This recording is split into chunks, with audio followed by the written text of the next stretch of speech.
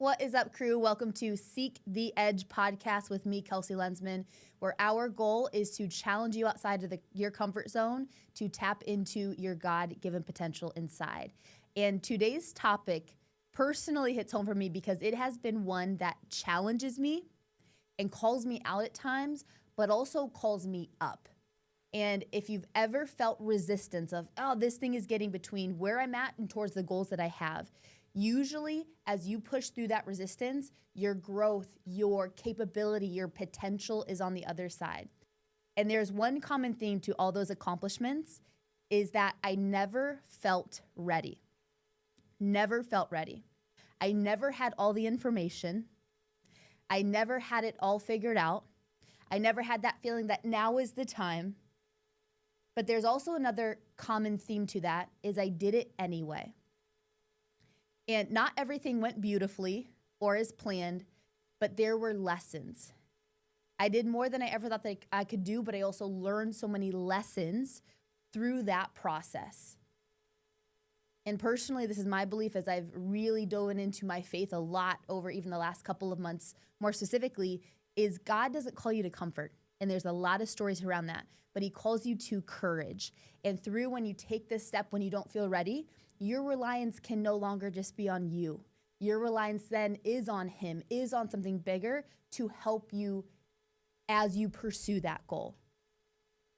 And whether it be in events or business, I hear this all the time, is, well, what if I can't do it? I've said that. Well, what if I can't do it?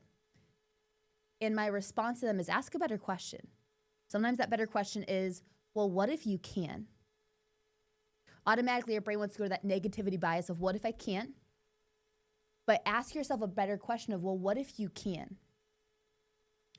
And I remember one of the first biggest pursuits where I stepped out of my comfort zone and I pursued a deep desire that I felt incredibly inadequate for, was doing a bodybuilding show. This was back in college, and I'm not an advocate for it for every single person. But for me, that was a deep desire of what if I could do that? And it was one of the first times I've truly pursued a goal that scared me and was so far out of my comfort zone, it was almost incomprehensible. And these were the thoughts that came up.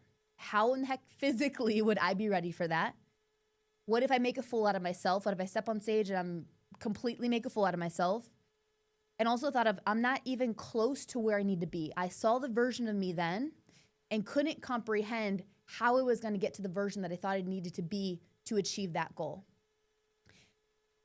And I remember when that idea first came up, I tried to talk myself out of it with all the reasons why I can't, why I shouldn't, why I'm not ready. And once again, I wasn't ready for it, which is why that doubt, that fear came up.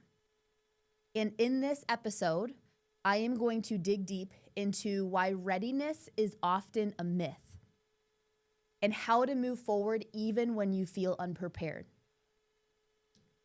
And so first, let's dive deep into the myth of feeling ready, quote unquote. And if you are an athlete that have competed at one of our events, or you're a client, or you've been in my world for a little bit, you've probably heard me dive deep into this, is you're never gonna feel ready. You're never gonna feel ready to invest into yourself and really take your health seriously sometimes. You're never necessarily gonna feel ready to click that sign up button. You're never gonna feel ready to start that business because there's fears between it. But let's understand what's actually going on. And when we have a need to feel, to quote unquote be ready, our brain is trying to protect us from future pain. Remember, and I did a few episodes ago about why your brain hates the unknown. And remember, your brain wants to protect you. It wants to keep you safe. It wants to keep you predictable. And it wants to keep you certain. And any threat possible, even if a potential good threat, meaning growing your own self or growing mentally or physically,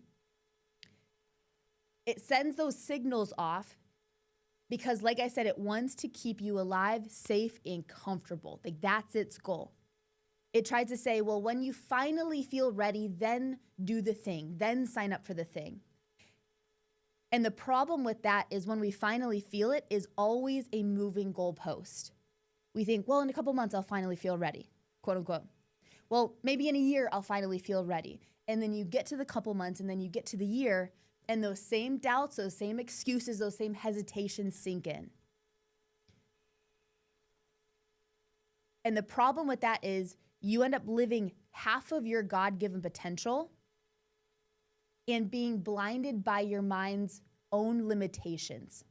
Not your limitations, not what you were created to be, but your mind's own limitations. And however with this is, your mind's limitations is solely out of self-protection. It's trying to keep you safe. It's trying to keep you in control, which is a myth in of itself. And it's trying to keep you comfortable. And however, oftentimes the most fulfilling is also not the most comfortable. It's things that will stretch you, which is why the podcast is called Seek the Edge. It's things that will stretch you. It's things that will make you go one step out. And there's a gap here. There's a gap between emotional readiness and actual readiness. It's the space between where our feelings about being prepared don't match our capacity to actually act. For example, okay, we've had a lot of women do our all-women strength events, and many of them did not feel ready when they signed up, but that did not correlate with them actually being ready to do the thing. Why do I say that? Because those same women stepped on the platform, they did the thing, and they showed themselves that their capacity to actually do it did not correlate with their emotional readiness of feeling ready. Emotional readiness is about confidence and comfort and belief in yourself. And I tell a lot of our one-on-one clients is if you've never done the thing, you're not necessarily going to believe that you can do the thing yet, and that's okay. And that emotional readiness is oftentimes influenced by fear, by doubt, by hesitation, and the desire for perfect conditions. Actional readiness is about skills. It's about experiences, about you positioning yourself to be able to handle the challenge or be able to actually pursue that goal. And the disconnect happens is when we rely on our readiness from emotional component instead of actually what I can do. It's like when we shut ourselves off of like what we can't do versus what we can. Well, I can control this. I can't control the outcome. Those usually are two different things. And for my faith people out there, this is huge. Let's draw it back to where there are multiple accounts where God has called people before they felt qualified. Multiple accounts here. And first, we're just going to dig briefly into Moses because I think it'll give you a lot of more courage to pursue. That I'm not just saying this because it sounds good, but there's evidence, especially spiritual, biblical evidence, to step into the gap with courage. And so when God called him at the burning bush, okay, Moses didn't necessarily feel ready. He doubted his ability. He questioned his worthiness and even tried to convince God about reasons why he wasn't the right person. This was God. And he's even trying to convince him like, oh, you got the wrong guy. For example, he says, who am I that I should go to the Pharaoh, right? Insecurity and doubt in his identity and qualifications. Secondly, what if they don't believe me? This is all in Exodus. Fear of rejection. Fear is just a big one. I am slow of speech and tongue. Reasons why he can't. Reasons that he's personally focusing on. Well, I don't have this ability. So God, you called the wrong person. You called the wrong person to step into this. And yet God reminded Moses that calling was not about his readiness. It was about God's presence, his power, and his plan. And God promised to be with him. And that is so parallel where, especially when it's something big, this could be a life change, this could be your fitness. When you feel so far away from that goal, that shifts you from self-reliance to God-reliance. There's been multiple times in my business, in my career journey, that felt scary, that felt big, that felt this is so much bigger than Kelsey the human could do. I remember this specifically with Mission 48. And with the bigger idea, I could not solely rely on my previous knowledge, my previous doings, my previous, capabilities. I had to rely on something bigger than me to help guide me and to help also instill my confidence to pursue the thing. And that's exactly it right here.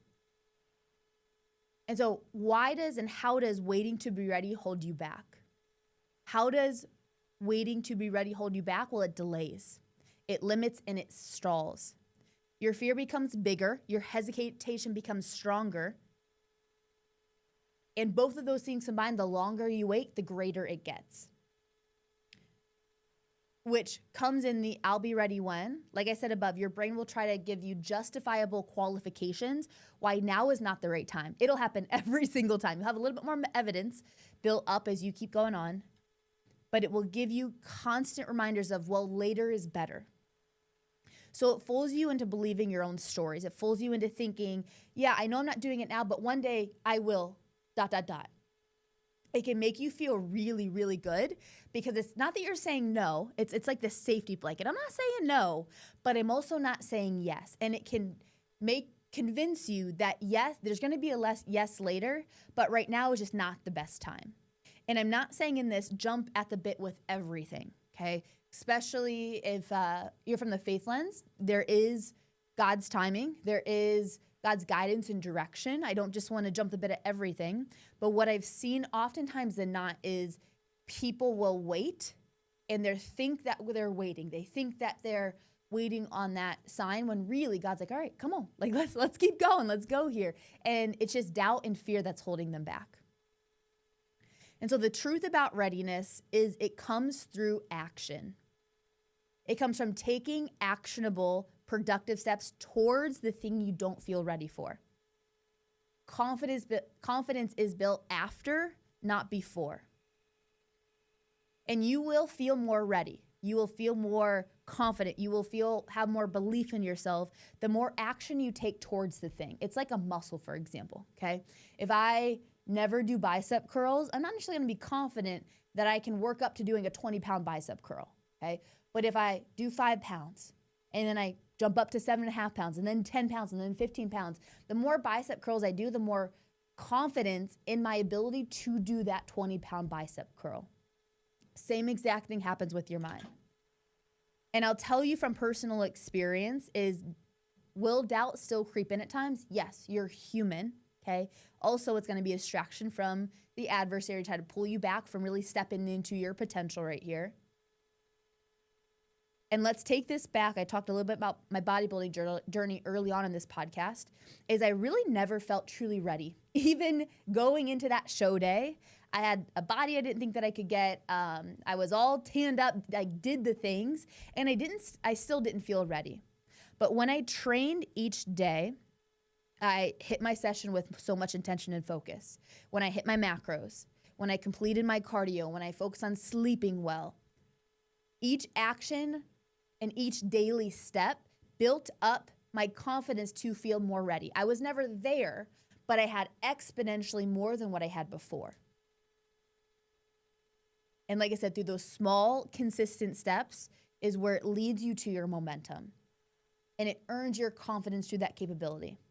And so, like I said, real quick, let's go back to that faith thing. Not everything is a right now, yes, you have to jump on it, okay? We're not operating out of scarcity, meaning, oh my gosh, I'm so afraid right now, so I have to do it. Okay? We want to operate from peace. We want to operate from desire or from stability, okay? But at the same time, we don't want that fear and doubt and our own lack of belief in ourselves to hold us back from where God is calling us into, okay? Happen in business. I had so much fear and doubt starting a business. If I would have waited to feel ready, this girl would have never been here, not even close, okay? I had to realize that the me not feeling ready was not necessarily me waiting on God's timing. It was me acknowledging that doubt and fear and hesitation is holding me back. So I have to take one step continually in that direction to decrease that fear and increase that confidence. And so for many of us out there, myself included, it's about stop planning or over planning and start doing. The speed that you can take action will correlate with your ability to get that result. And so here's a few practical steps to move without feeling ready, okay? Number one, name it. Name it, name it, name it. Name the fear, name the story that is holding you back, okay? We just went in our Expand Your Limits, we just finished up a summer book club. And in this summer book club, we dug into the book, The Mountain Is You. And it talks a lot about how obstacles in our life are not necessarily obstacles externally, but it's allowing us to understand how is that affecting us internally for us to work through and overcome. Okay, it's almost like life is a mirror. Life is happening for you, not to you. And I know that can be hard to hear when people are going through some tough stuff. But when we're understanding that life is happening for me, that things in my life are getting me a greater perspective of how I operate and things to work through and grow in, it allows me to not have that fear or that story hold me back, okay? What grows in darkness and what stays in darkness will grow. What I bring to light, when I bring that fear, when I bring that story, when I have that awareness and bring it to light, it has less power over me. So number one, name that fear. Get awareness around that. Number two, break it into the smallest possible first step. Smallest possible first step. What is that baby step? For some of you, if it's fitness, that means go on a 20-minute walk outside. It doesn't mean then commit to this 7-day-a-week strength program that has you in the gym for an hour and a half. That's dumb anyway. It's let me go on a 20-minute walk 3 times a week consistently. Or more than 3. Go on a walk every day if you can. It's allowing you to take that first small step that is moving your needle in the right direction. Number 3 is commit to a deadline or an accountability partner. This is why I love events. This is why I love coaching, because when we keep our goals, when we keep our desires to ourselves and we don't hold ourselves accountable, our brain and our body, how it functions is we're going to want to drift away from challenge. We're going to want to drift away from resistance. And resistance will always be between you and that goal. Okay, it will happen. And so when we have a deadline, it makes you level up. When we have an accountability partner, the days that you don't feel like it, the days that you don't want to pursue it, that accountability partner is there. I train with a girl named Ashley. There were multiple times where I woke up and I'm like, oh, I don't want to go today. I knew Ash was showing up. And so guess what? I got my butt up and I'm not letting Ash down, okay? So number 1, name the fear. Number 2, break it into the smallest first step. Number 3, commit to a deadline or an accountability partner. Number 4, reframe that fear as excitement, okay? In your body emotionally does not know the difference between anxiety and excitement. I know you might think your brain does, but your body, the emotions, your heart rate increasing, you're getting a little sweaty, your voice starting to pick up. Anxiety does the same thing. Excitement does the same thing. It's the same physiological response. What's different about it is what story you attach to that feeling. Anxiety says, my heart rate increasing, my palms getting a little sweaty, me talking a little bit faster. Ooh, I should be fearful. I should be afraid. That's what that story, when you attach that story to anxiety, that's what it's telling you. I shouldn't do the thing. When you attach that story to excitement, my heart rate increasing, my palms getting a little bit sweaty, my voice starting to pick up speed. When I attach that story to excitement, I'm so excited to do the thing. Once again, it's a story that you tell yourself with reframes what you think and how you go about that. And then last but not least, number 5, we talk about celebrating the small wins all the time with our clients, is celebrate the act of starting, not the outcome. Celebrate the process. Be proud of the process, not just the outcome of achievement, okay? When I focus on my process and consistency in the process, once again, that positive reaffirmation or validation even from myself, that'll continue me along that journey. When I'm constantly waiting just for an outcome, there is a lack of happiness, a lack of fulfillment, and more frustration, and more doubt that will grow. Bodybuilding, throw it back, okay? I had to each day be proud that I won the day. That was my focus, is I'm gonna win today. I'm going to work out today. I'm gonna fuel my body well today and consistently. I'm going to grow my mind today. I'm gonna focus on just winning the day. That is me celebrating the process. That is me celebrating the steps. That is me showing up and being proud of my actions today. Conversely, if I said, screw the process, and I just celebrated the outcome, that outcome would have been 9-10 months from now, and I would have put so much stress and anxiety and worry in those 9 months that it probably wouldn't have even got me to the outcome. It would have distracted me from the action step that I can take. And so that's how we move without feeling ready. Number one, we name the fear. What's actually going on in my brain? Is it true? Is it false? Is this fact? Okay? Literally, is this fact or is this story I'm making up? Number two, break it into the smallest step possible. For some of you, that's clicking the registration or sign up button. For some of you, that's taking a step and walking outside. For some of you, that when I did Mission 48, it was giving yourself 2 hours and permission to take action towards that thing. Number three, commit to a deadline or accountability partner. Number four, reframe fear as excitement. It's a constant renewing of your mind every day. And then number five, celebrate the act of starting, not just the outcome. And I like to give you all a bonus here is get in community. Get in community. We are not meant to do life alone. The times that I have grown the most is I was physically with people that were on pursuit to a better them. They were growing. They were on pursuit. They were either progressing in their fitness or going towards some bigger goals. And when you get in community that there's similar values, there's similar work ethics there, it will rise. The tides will rise as a result of it. And I'm going to close out here because I think this does a disservice for me to not speak about this when it talks about not feeling ready. Is when I first started my whole fitness journey, it was very me-centric, me-focused, right? What can I do? What is things that I'm able to do to progress this or to grow? And as I mature in my fitness journey and just growth in general as a human, I realized that yes, I'm still controlling my controllables. Yes, I'm still doing the things that I know that I need to show up for myself, right? We can't just sit back and then hope God that does everything. But as I've gotten further in my journey, I realized that I have less control than I think and that I don't need to be self-reliant, okay? Once again, this still means show up for yourself. I think some people get it wrong where it's like, well, that means, oh, it lets me off the hook. I can do nothing now. No, we still get to and need to show up for ourselves.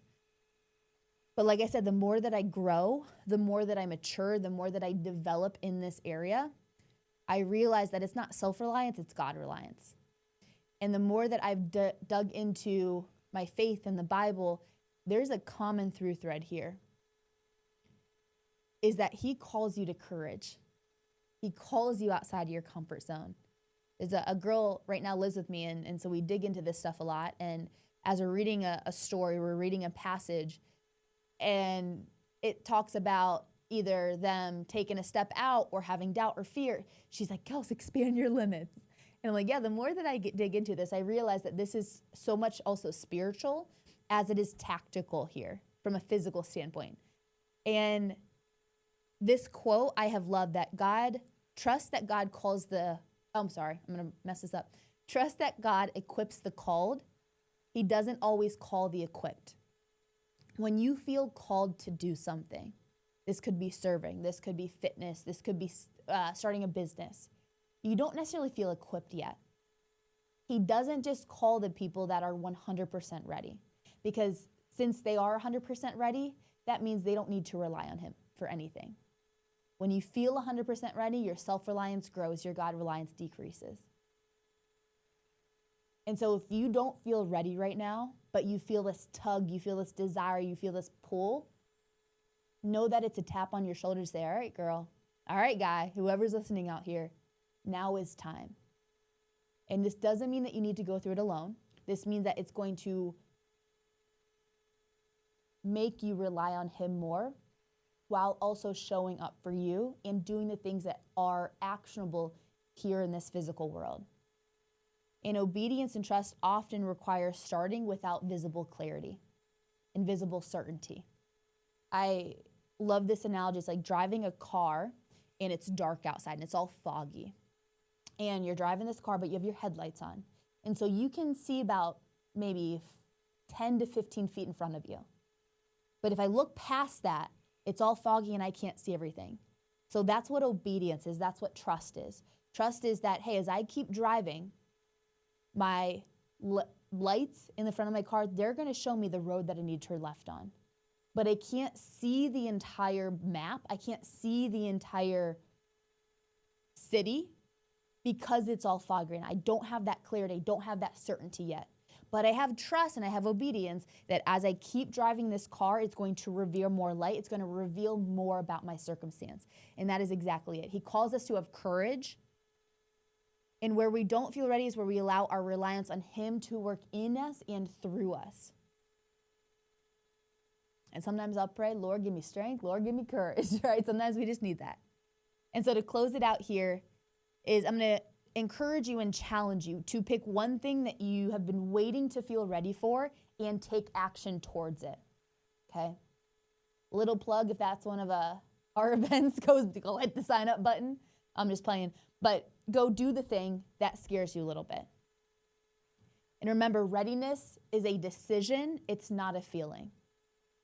You don't feel ready. You decide to be ready.